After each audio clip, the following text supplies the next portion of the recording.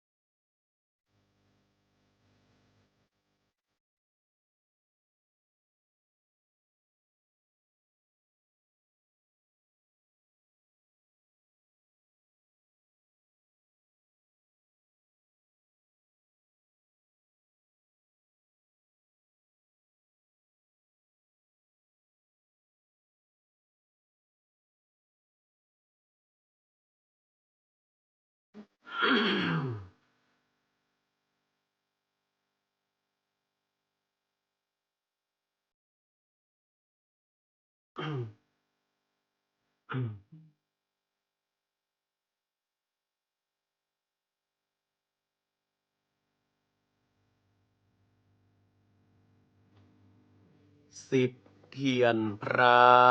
บ่เต้าข่มขวานละทำดีเตอะยิงใจหนุ่มเท่าจักได้เบาแหงบอกแล้วบ่มีสินธรรมตึงบ่เป็นน้ำแล้วบ่เป็นเกตแก้วเนินนายจังเปลืองแห่งควายบ่โมนมั่งเข้าบ่โมนมั่งเข้าเจริญปอนเจริญโชคเจริญชัยเจริญมั่งเจริญมีเจริญสรีสวัสดีกับศรัทธาสาธุชนคนดีFCรายการทุกท่านมาพระมาแล้วนะญาติโยมศรัทธามาฟังพระครูวิโรจน์ชยาพรตุเจ้าตนเก่ากับน้ำเสียงใหม่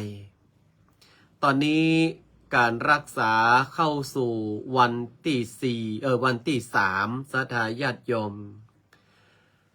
อาตมาภาพในความว่าเป็นคนใจยาเป็นคนไข้เป็นคนรับการรักษาก็ดูว่ามันจะก้อยๆดีขึ้นศรัทธาญาติโยมเนาะแต่อาการคัดจมูกนั้นก็ยังมีบางครั้งบางคราวถ้าหากว่าอากาศมันเย็นในช่วงนี้ก็ปฏิบัติตามคำสั่งของคุณหมอในการที่จะทำร่างกายให้อบอุ่นแล้วก็มีการล้างจมูกด้วยน้ำเกลือฉันยาแล้วก็พ่นยานั้นเปิ้นก็จะตึก5 วันวันนี้เป็นวันที่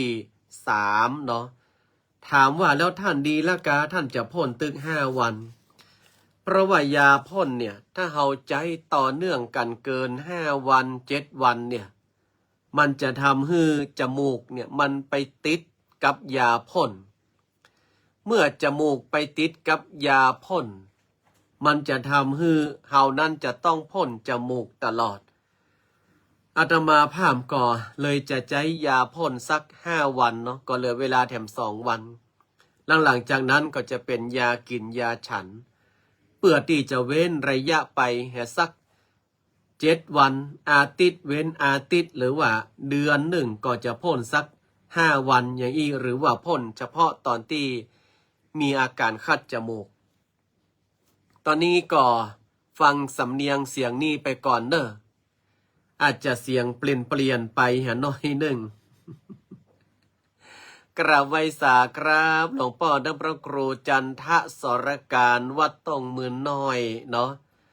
อาจาริยะเสียงป้อยน้ำเรียงเสียงบัดซีต้องวัดตงมืนน้อยผลิตนักเตะคุณภาพดีมาหลายตนละ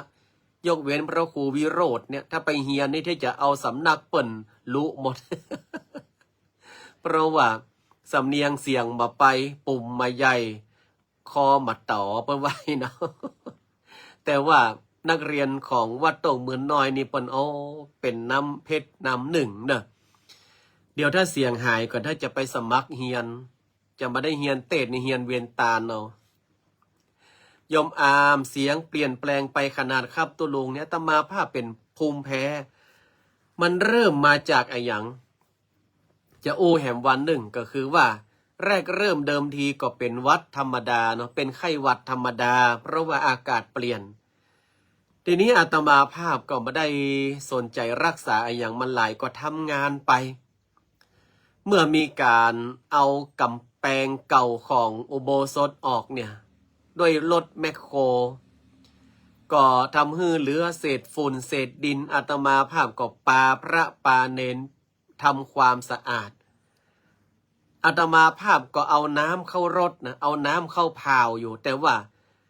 บางรูปบางตนเพื่อก็ไปกวาดตัดที่มันมีน้ำนะเนาะขี้ฝุ่นมันก็เลยฟุ้งสถาญาติโยมอาตมาภาพก็เข้าบุญขี้ฝุ่นเนี่ยไปโฮดน้ำเนี่ยตกเมื่อคืนมามันคันในหูดังมันคันในจมูก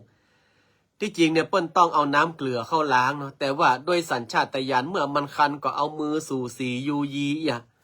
ทำให้เยื่อบุโพรงจมูกมันอักเสบกลายเป็นว่ามันบวมเลยเสียงเลยเปลี่ยนตะฮอดบะเดียวไปหาหมอละหมอหูคอจมูกนะคุณหมอเปิ้นก็บอกว่าเป็นภูมิแพ้ปกติเนาะเปิ้นก็ให้ยามารักษาเนี่ยก็มามีปัญหาสันทาญาติโยมตั้งหลายฉันยากินยาแล้วก็จะก้อยๆดีขึ้นเนาะแต่คุณหมอก็บอกว่าหูดังอาตมาภาพมันเหมือนเปิ้นหูดังมันกดว่ะ ตอนน้อยๆถ้าจะหายเนาะพี่กุ้งเนาะหูดังกดสัทธาญาติโยมทั้งหลายมันก็เลยทำให้เวลาพ่นยาอย่างไปเนี่ยก็ต้องพ่นที่ว่าสุกคือมันเลิกกว่าปกติน้อยอีนะแต่ก็คงคิดว่าแหมบะเมินบานานสัก4-5 วันไปตั้งหน้าก็น่าจะดีขึ้นเนาะอันนี้ก็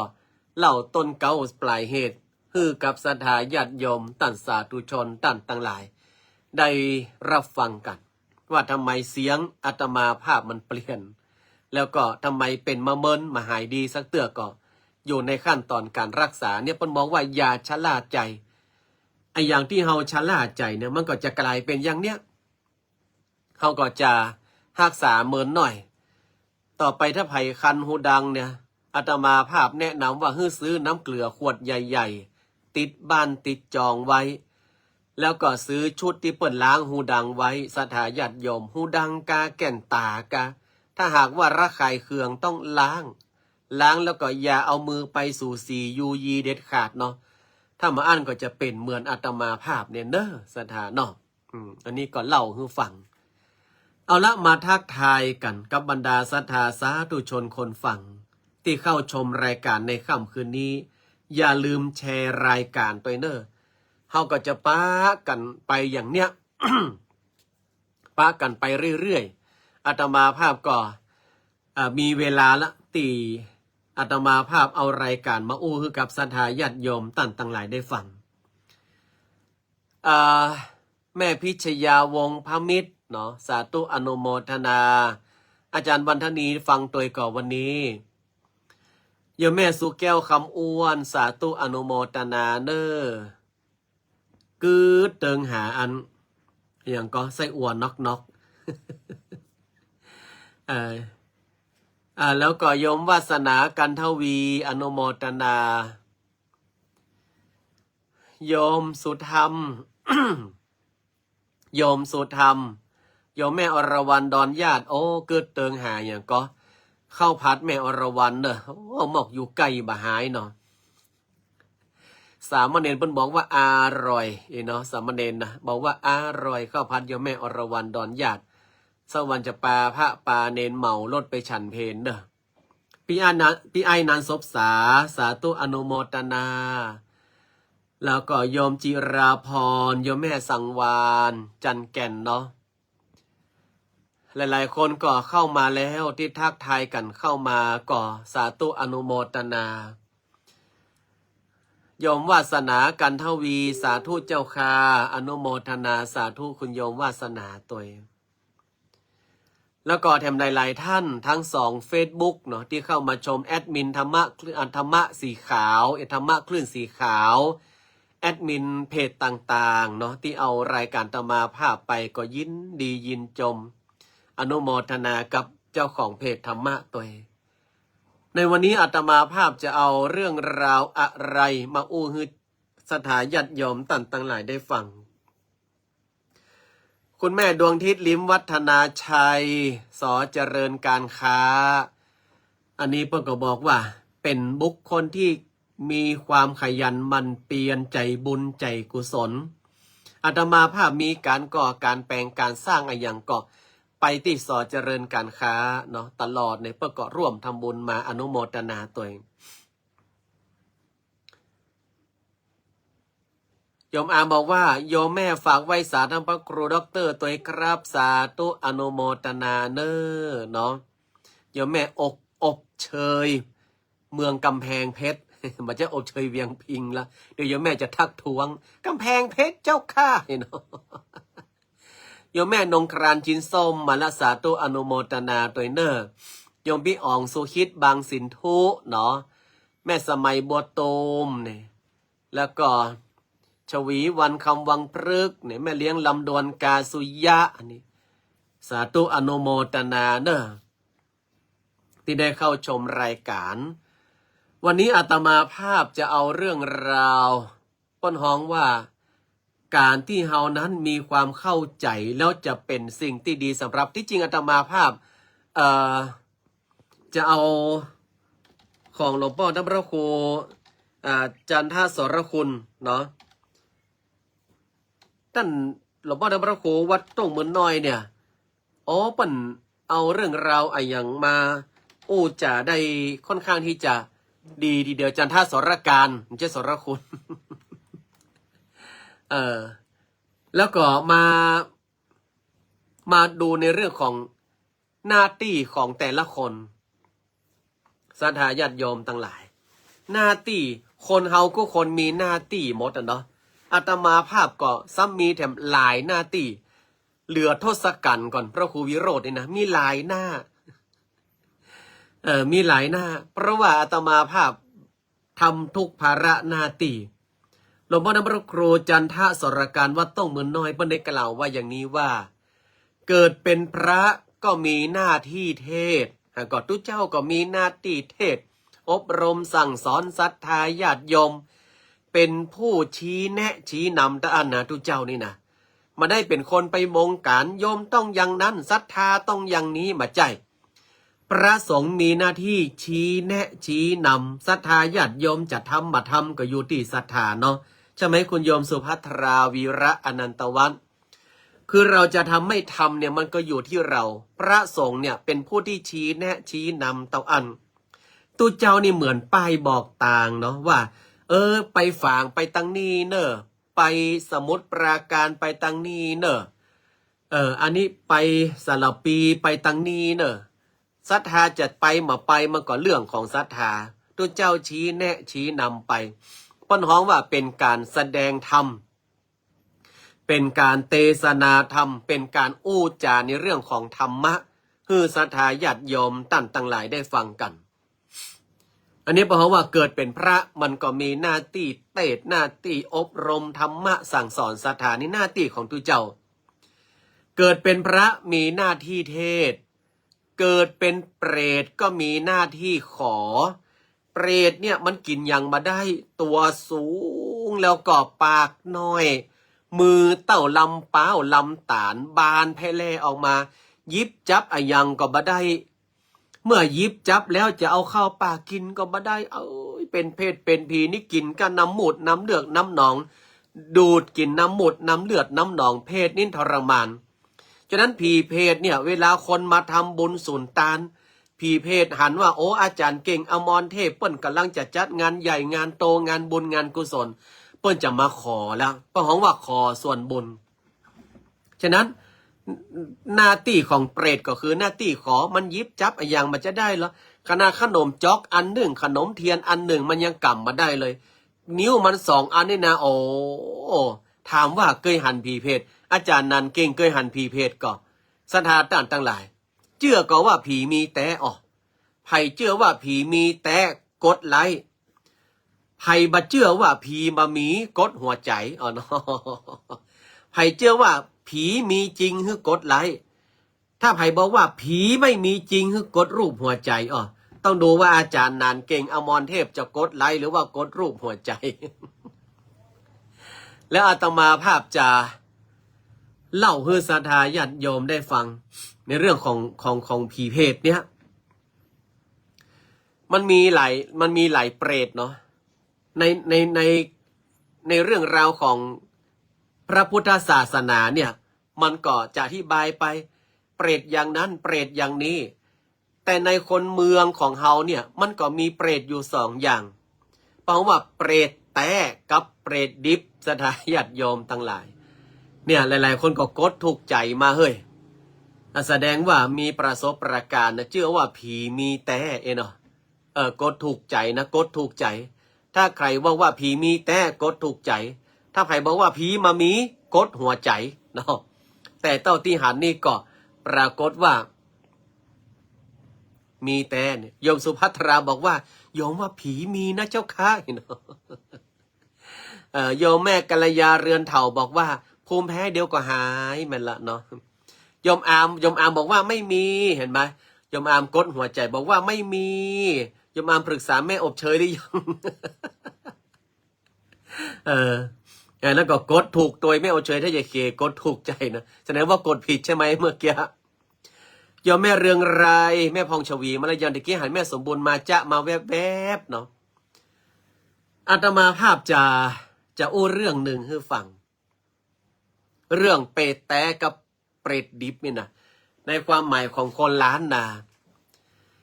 คำว่าเปรตแต่เนี่ยก็คือเป็นผีเปรตเนี่ยศรัทธาญาติโยมทั้งหลายครั้งหนึ่งยังจำได้ไหมล่ะ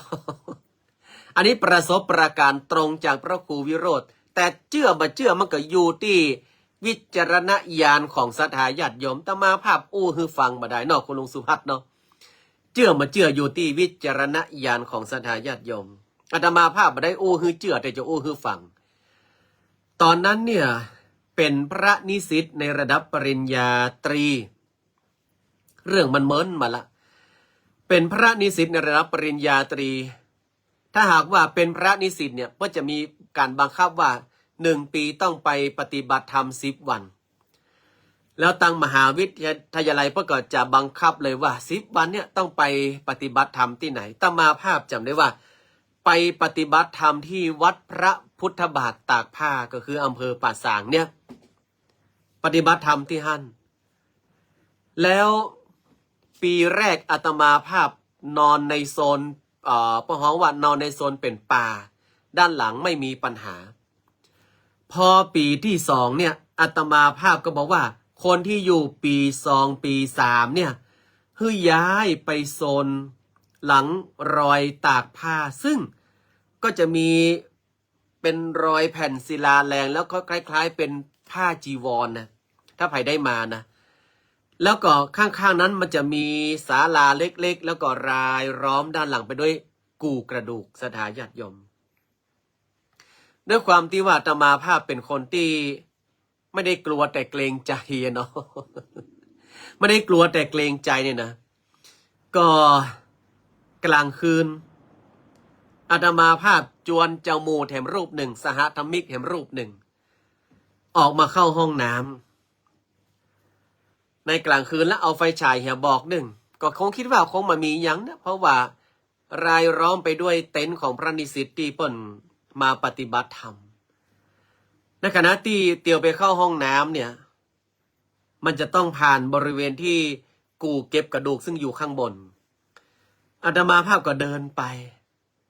สักพักหนึ่งอันนี้มาได้โอฮือเจือนะแต่โอฮือฝังสักพักหนึ่งเนี่ยมีเสียงเหมือนเขาเรียกว่าเสียงเหมือนคนเป่านกหวีดมันจะปรีดปรีดนะเป่านกหวีดแบบบักเก่าปี๊ดอย่างเอียนอนไม่น้องเนาะปี๊ดนี่นะมันจะนกหวีดแบบจราจรปี๊ดปี๊ดปี๊ดไม่ใช่นะนกหวีดแบบบักเก่าเนี่ยปี๊ดอีเลยอาตมาภาพและเปื้อนแหมตนนี่ก็บอกว่านกไออย่างมันมาฮ้องเสียงกัดเสียงเย็นแต่ว่านี่เพราะว่าเขาเป็นคนที่ไม่ได้กลัวผีสักเท่าใดเนาะก็ว่าเอ๊ะนกอะไรมาฮ้องเสียงกัดเสียงเย็นมันวีดอีนะก็เลยอู้กันไปไข้หัวกันไปในขณะที่กำลังจะถึงห้องน้ำเนี่ยมันก็มาแถมวีดทีเนี้ยชัดเจนเลยเปื้อนอาตมาภาพจมูกอาตมาภาพก็บอกว่าเฮ้ยไม่ใช่เสียงนกนะเพราะว่าเสียงนกมันน่าจะยาวขนาดนี้สถานญาติโยมก็นั้นก็คือว่าคนแขนเริ่มสแตนด์อัพแล้วแต่ก็บอกว่ามียังเข้าห้องน้ำเต้ยนะก็เข้าห้องน้ำกันไปพอออกมาก็ได้ยินเสียงแถมวิกันนี้ต้นเสียงมันมาจากบริเวณที่มันเป็นกูกระดูกกับสถานญาติโยมทั้งหลายโอ้อาตมาภาพก็ฉายไฟพอเลยในขณะที่ฉายไฟพอเนี่ยถามว่าเห็นเป็นตัวเป็นตนก็ไม่ได้เห็นเป็นตัวเป็นตนไม่ได้เห็นเป็นตัวเป็นตนในขณะที่ฉายไฟไปเนี่ยมันเหมือนกับว่ามันเหมือนเป็นต้นตาลอ่ะมันเป็นลำต้นตาลอยู่อาตมาภาพบอกว่าเนี่ยมันเป็นเก้าล้านเก้าตาลมาได้นะสู่เขาไปกลัวยังไงนะอาตมาภาพก็บอกจมูกว่าเป็นต้นลานต้นตาลมาได้มันต้องกลัวอาตมาภาพก็ฉายไฟไปคนจมูกก็แสดงว่าถ้าจะเป็นนกเป็นกาแต่พอเช้ามาเนี่ยก็ปากันไปห้องน้ำแล้วก็เลี้ยวพอที่กูกระดูกปรากฏว่าในกูเขาเนี่ยไม่มีต้นลานหรือว่ามามีต้นตาลเลยงั้นก็แสดงว่าอาจจะเฮ้ยเนาะแล้วก็ทัดจากนั้นมาอาตมาภาพก็นำถังเข้ากุดไปตัวเข้าเต็นท์ไปตัวไม่ได้กลัวแต่เกรงใจอันนี้อู้ฮือฟังบ่ได้ไม่ได้อู้ฮือกลัวไม่ได้อู้ฮือเจือกเนาะอันนี้บอกว่าเพศแต่เปรตจริงที่มันเป็นผีจริงๆแล้วมีประเภทอีกอย่างหนึ่งก็คือเปรตดิบสถานญาติโยมก็คือว่าหมู่ไปสร้างความรำคาญลักเล็กขโมยน้อยเปิ้นเนี่ยเปิ้นว่าเปรตดิบเนาะหรือว่าหมู่ไปขอหั่นขอนี่ขี้ขอสร้างความเดือดร้อนรำคาญก็เขาว่าเปรตดิบเหมือนกันเพราะเขามีการเปรียบเทียบคือเกิดเป็นเปรตก็มีหน้าที่ขอคนอยู่หลังก็มีหน้าที่รอเนาะหรือว่าป้อนห้องแนวหลังแนวหน้าหรือว่าพ่อแม่ลูกหลานตานเต้าไปอยู่ต่างแดนลูกหลานตานเต้าอยู่ต่างจังหวัดญาตมาภาพมาอยู่ละปูนพ่อแม่ตมาภาพก็รอว่าลูกมาได้ลูกจะปิกมาเอวห้องหาแม่นงครานจินส้มแม่เลี้ยงนงครานก็รอว่ามาได้ลูกจะปิกมาหามาช่วยกันห่อจินส้มเนาะเปิ่นไปดินแดนถิ่นภารตะป่ะหลายๆคนที่เป็นพ่อเป็นแม่เหมือนกับคนที่อยู่ข้างหลังรอลูกรอเต้าปิกบ้านปิกจองลูกไปแอวเฮาก็รอเนี่ยคนที่อยู่ข้างหลังก็มีหน้าที่รอคนที่สอพลอก็มีหน้าที่เลียประจบสอพลอได้ครับพี่ดีครับท่านทันครับผมเหมาะสมครับนายหมู่นี้เนี่ยนะเพราะว่าคนประจบสอพลอไอ้ยังบ้าหัวมันตึงดีบัดดีกูยังเนาะมาดีมันก็ตึงว่าดีเพราะว่ามันชอบประจบสอพลอยอมอามเคยเจอเหมือนกันครับเปรตจริงหรือว่าเปรตดิบจ๊ะยอมอามที่เคยเจอเนี่ยเปรตจริงหรือว่าเปรตดิบเนาะเป็นแม่ค้าก็มีหน้าที่ขายเนาะเป็นแม่ค้านี่ก็มีหน้าที่หน้าที่ขายสถานญาติโยมต่างหลายเนี่ยหลายๆคนก็บอกว่าอันนี้มันแปลงเกินมาแปลง มาแปลงไปซื้อตั้งหน้าซ้ำแปลงอย่างที่จริงตั้งหน้านี่ถูกกว่านะแต่มันไปซื้อตั้งหน้าซ้ำแปลงแล้วก่อนเนี้ยได้ของมาดีตัวนะ มาซื้อที่เจ้านี่เตอะโอ้พักไหมใส่เขือสดเลยบะหมี่นอนบะหมี่แมงอย่างสักอย่างครบเด็ดดังควับคลิบควับคลิบผัดก็อร่อยต้มผัดแกงทอดหอมอร่อยในพริบตาหรอโฆษณาเปิ้นขายครัวขายของเปิ้นน่ะเปิ้นเป็นพ่อกาแม่กาโหลแม่ก่อนอย่าตมาภาพไปกำแพงเพชรหมู่ที่เปิ้นขายกล้วยฉาบกล้วยตากหมู่ที่เปิ้นขายกล้วยอยู่ข้างทางนั่นน่ะไปร้านใดก็บอกว่าโอ้อันนี้ทอดใหม่ๆเลยครับทอดเสร็จก็เอาบรรจุแพ็คถุงเลยอย่าอ๋อตั้งหน้าเปิ้นเหรอโอ้ตั้งหน้ามามีแล้วนะครับเด้ออันนี้เป็นซิกเนเจอร์ศรัทธาญาติโยมเคยเห็นไหมป้ายเพื่อจะบอกเลยว่าเจ้าเก่าก๋วยเตี๋ยวเจ้าเก่าอร่อยเด็ดไม่เหมือนใครนี่เป็นวิธีการขายถามว่าเปิดมาเหมือนหรือยังอ๋อกำลังเปิดได้เดือนแล้วนี่ครับแต่เขียนว่าเจ้าเก่าไว้ก่อนบางคนขึ้นป้ายเลยนี่บางคนขึ้นป้ายเลยบอกว่าก๋วยเตี๋ยวเอาอาตมาภาพเนาะก๋วยเตี๋ยววิโรธสาขา4อย่าเนาะยอมแม่อรวรรณเนาะก๋วยเตี๋ยววิโรธสาขา4ปะโทษแสดงว่าอร่อยนะเปิดถึง4สาขาแล้วบางก็เฮาไปกินป๊อบถามว่าวันละสาขา1สาขา2สาขา3มีไหนยังไม่ได้เปิดเปิดสาขา4ไปก่อนนี่เปิดสาขา4ถ้าหากว่ามันลำก็เปิดสาขา3สาขา2สาขา1ไปก่อนมันเป็นกลยุทธ์การขายเนี่ยศรัทธาญาติโยมคนเป็นพ่อกาแม่กาเปิ้นก็มีหน้าที่ขายแต่ของแม่อรวรรณนี่ลำแต่เนอะของแม่อรวรรณนี่อร่อยจริงข้าวผัดอร่อยเนาะเนี่ยคนที่เป็นภรรยาก็มีหน้าที่เป็นเมียเรือน3น้ำ4เปิ้นบอกคนที่กินเหล้ากินเบียร์มันก็เมาเห็นหรอโยมบอกว่าอ๋อตอนมีชีวิตอยู่เราเป็นนักบวชพอตายแล้วไอ้อย่างคุณโยม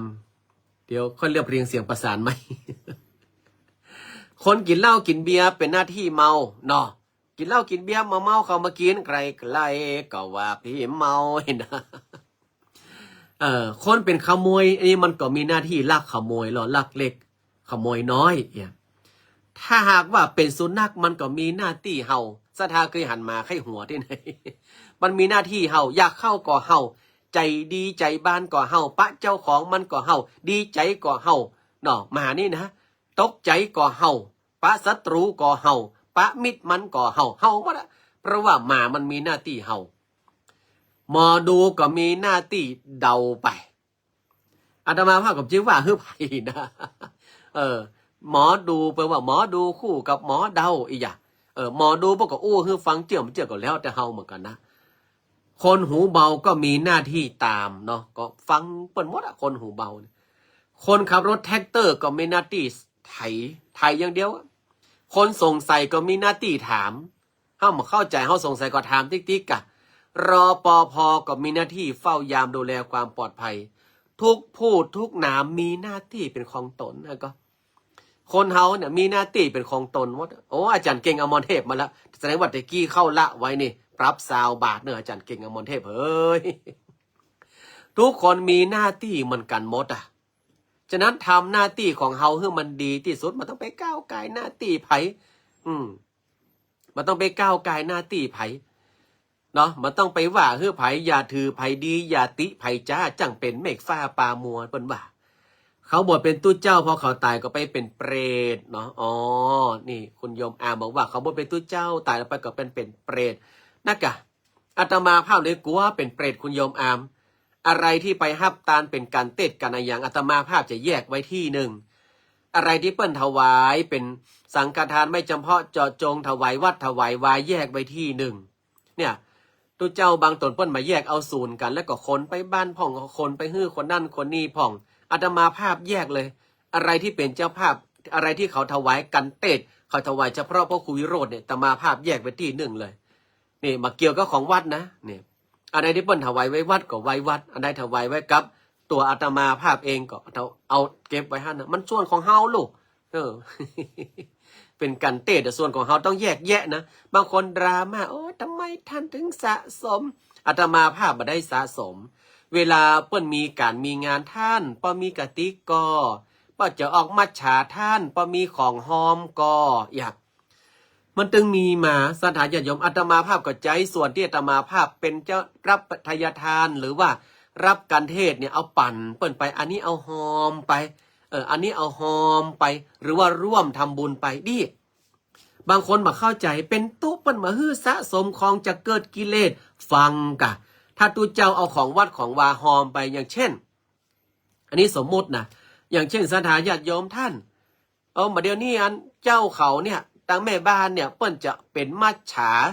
ท่านจะหอมอย่างพ่องเอามัจฉาเอาเงินเข้าแม่บ้านอาตมาภาพท่านล็อกกระติกมีท่านถือมันเป็นของวัดหรออาตมาภาพเอาไปฮื้อใจฮื้อเปิ้นเนี่ยมันไปดีจะได้อาตมาภาพใจกันเตดอาตมาภาพใจสังฆทานที่เปิ้นถวายอาตมาภาพเนี่ยปั่นเปิ้นไปเอาปั่นไปเถอะอาตมาภาพบ่เคยฮื้อไผ่ปูจาถ้าไผ่ฮู้จักพระครูวิโรจน์นี่นะมาเกยผ้าบางสกุลเปิ้นมีศพมีซากหอมไปสังฆทานนี่เปิ้นจะเอาไปทำบุญศูนย์ตานที่ไหนหอมไปกระติกกระเติกอย่างไผ่จะเอาไปใจประโยชน์นั่นได้ก็หอมไปอาตมาภาพบ่เคยเอามาเป็นการค้าการขายแต่อาตมาภาพจะแยกอย่างอีกเพราะว่ากลัวเป็นอย่างโยมอามว่าเนี่ย อะไรคือส่วนตัวคือส่วนตัวอะไรคือส่วนรวมคือส่วนรวมเนี่ยศรัทธาญาติโยมถ้าอาตมาภาพมาไปเป็นเปรตแน่นอนเพราะนะอยู่สวรรค์จันทร์ปุ่นอาตมาภาพมาอาจมาขึ้นดาวดึงส์นะเนาะฉะนั้นหน้าที่ของเรามีก็ทำไปหน้าที่ของใครก็ของมันอย่าทำเป็น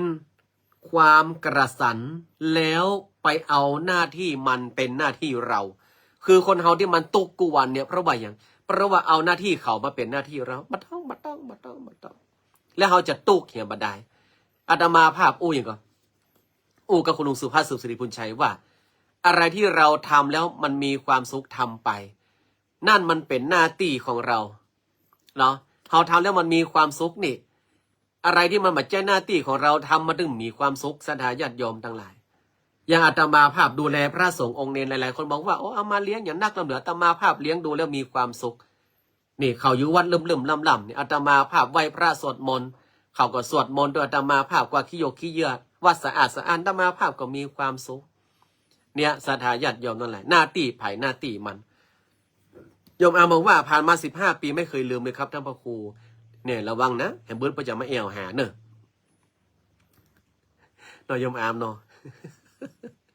ฉะนั้นคนเราก็มีหน้าที่ของไผ่ของมันทำหน้าที่ของตัวเก่าให้มันดีเตอร์เนาะถ้าเราทำหน้าที่ของตัวไผ่ตัวมันให้มันดีเนี่ยสังคมนี่ก็จะสงบสุขเนอะฉะนั้นอย่าทำเกินหน้าที่แล้วอย่าไปเอาหน้าที่เขามาเป็นหน้าที่เราหน้าที่ไผ่หน้าที่มันทำให้มันดีที่สุดอาตมาภาพก็ฝากศรัทธาญาติโยมตั้งหลายกันเอาไว้เนอะกองทุนการศึกษา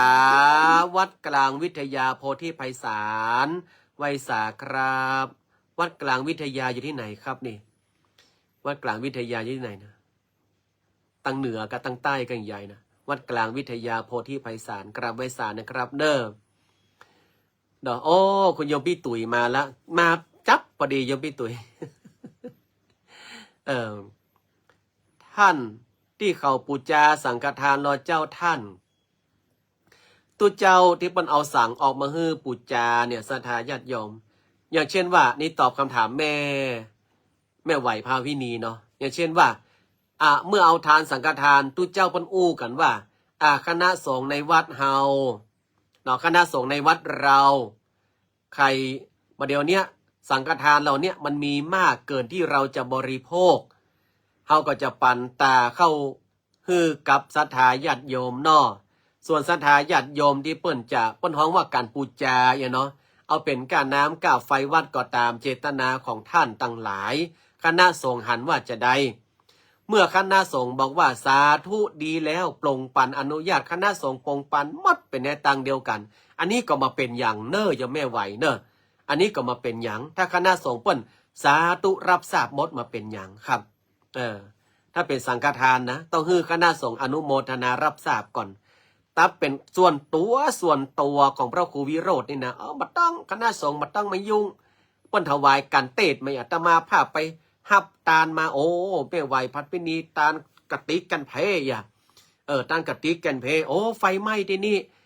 อาตมาภาพเอากติกเนี่ยไปช่วยอนุเคราะห์สงเคราะห์เปิ้นอย่างวันนี้อาตมาภาพไปช่วยไฟไหม้ที่บ้านบ่อหินอำเภอป่าซางอาตมาภาพกับเปียกติกสังฆทานไปตัวเหี่ยแก่นเอาไปมอบแล้วเอาสัตตังไปฮื้อเปิ้นเป็นน้ำจิตน้ำใจฮื้อเปิ้นอันนี้เป็นของส่วนตัวอันนี้สบายมากมาพิษมาเป็นเปรตแน่นอนแล้วสังฆทานที่เปิ้นมาถ่ายไว้วัดทัตุเจ้าทั้งหลายสาธุอนุโมทนาอนุญาตเหมือนกันหมดอันนี้ก็มามีปัญหาเนาะโนแปรมอยู่สกลนครเจ้าข่าวัดกลางวิทยาสกลนครสกลนี้ผมเคยผ่านนะผมเคยผ่านไปไหนไปลาวไก่สกลแม่ก็ถ้าจำมาพิษนะไปลาวไก่สกลวัดกลางวิทยาเป็นโรงเรียนเนาะมีโรงเรียนพระปริยัติธรรมเนาะเพราะว่ามีวิทยาตุยก้นวัดกลางวิทยาอันนี้ตอบคำถามโยมแม่ไหวพาพินีเนาะอันนี้ก็เข้าใจตรงกันเนอะศรัทธาญาติโยมต่างหลายเฮ้ยไผ่มิอยากจะอู้จะจ่าในช่วงท้ายรายการก็ศรัทธาญาติโยมถ้าไผ่มีอยากจะอู้จะจ่ากันในช่วงท้ายรายการก็สามารถที่จะอู้จ่ากันได้เนอะ ถ้าหากว่ามันมีอย่างแล้วอาตมาภาพก็จะขอฝากบุญก่อนปิดรายการเนาะช่วงนี้ตังวิทยาลัยสงฆ์เปิ้นก็ได้เปิดการเรียนการสอนในเทอมที่2อาตมาภาพมีลูกศิษย์อยู่2รูปเนาะมีลูกศิษย์2รูปที่เรียนอยู่ในคณะรัฐประศาสนศาสตร์รูปหนึ่งแล้วก็ในคณะครุศาสตร์รูปหนึ่งทั้ง2รูปเนี้ยศรัทธาญาติโยมต่างหลายก็ยังบ่ได้ชำระค่าเทอมเนื่องด้วยว่าสถานะต่างบ้านนี่ก็บ่พอให้ดีตัวใดแล้วอาตมาภาพเนี่ยก็อยากจะบอกบุญเนาะลำพังของพระครูวิโรจน์ก็อาตมาภาพก็รู้ตัวเองดีอย่างวันเนี้ยก็เอารถไปเปลี่ยนยางเปิ้นถามว่าจะเอายางแต้ก็ท่านอาตมาภาพลุกลี้หัวบอกว่ามันมีปัญญาซื้อยางแต้หรอกขอเป็นยางเปอร์เซ็นต์อาตมาภาพก็เลยจะประชาสัมพันธ์ท่านใดอยากจะอุปถัมภ์ค่าเทอมของลูกศิษย์อาตมาภาพ2รูปเนาะเรียนในระดับปริญญาตรีเทอมนี้เทอมที่2เนาะรูปที่1เรียนคณะครุศาสตร์จบไปแล้วเปิ้นก็จะเป็นครู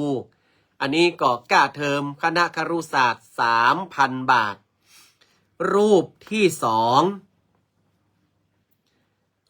2เรียนคณะรัฐประศาสนศาสตร์อันนี้เปิ้นใฝ่ฝันว่าอยากเป็นข้าราชการก็ค่าเทอม 3,000 บาทเหมือนกันฉะนั้นศรัทธาญาติโยมท่านใดอยากจะอุปถัมภ์ค่าเทอมลูกศิษย์อาตมาภาพทั้ง2รูปเนาะท่านเป็นพระนะแล้วก็มีความตั้งใจศึกษาแล้วเรียนเกรดเฉลี่ย3กว่าถึง2รูปเลยก็สามารถแจ้งปวารณาได้เนาะรูปละ 3,000 บาทอาตมาภาพก็จะได้เอาไปจ่ายค่าเทอมให้พระนิสิตที่เป็นลูกศิษย์ทั้ง2รูปก็สามารถแจ้งปวารณาได้เนอะโยมอามวัดหนองเกิดไกลจากวัดท่านมากไหมครับไม่ไกลโยมอามไม่ไกลเดินมาก็ได้จากหนองเกิดมาวัดอาตมาภาพเนี่ยเดินมาก็ได้ประมาณสัก 7-8 กิโลเนี่ยเตียวมาเถอะ เป็นการออกกำลังกายไปในตัวเนาะจะมาวัดหนองเกิดเหรอสาธุอนุโมทนาเนาะคุณโยมอามนี่เป็นนักศีลนักบุญนะนี่ใช่ธรรมดาเนอะเนาะศรัทธาญาติโยมก็เอาบุญฝากไว้ช่วงปิดท้ายรายการนอส่วนรายละเอียดนั้นเดี๋ยวอาตมาภาพจะโพสต์หน้า Facebook แถมกำ1อันนี้ก็ฝากบุญแจ้งบุญให้ศรัทธาท่านต่างหลายสำหรับในค่ำคืนนี้อาตมาภาพก็นำรายการจากลากันไปก่อนนอพรุ่งนี้ปะรายการใหม่โชคดีจงมีความสุขทุกท่าน111บุญรักษาคุณโยมสุภัทราบอกว่าโย โยมขอร่วมด้วย500 บาทเจ้าค่ะรูปละ500 บาทสาธุ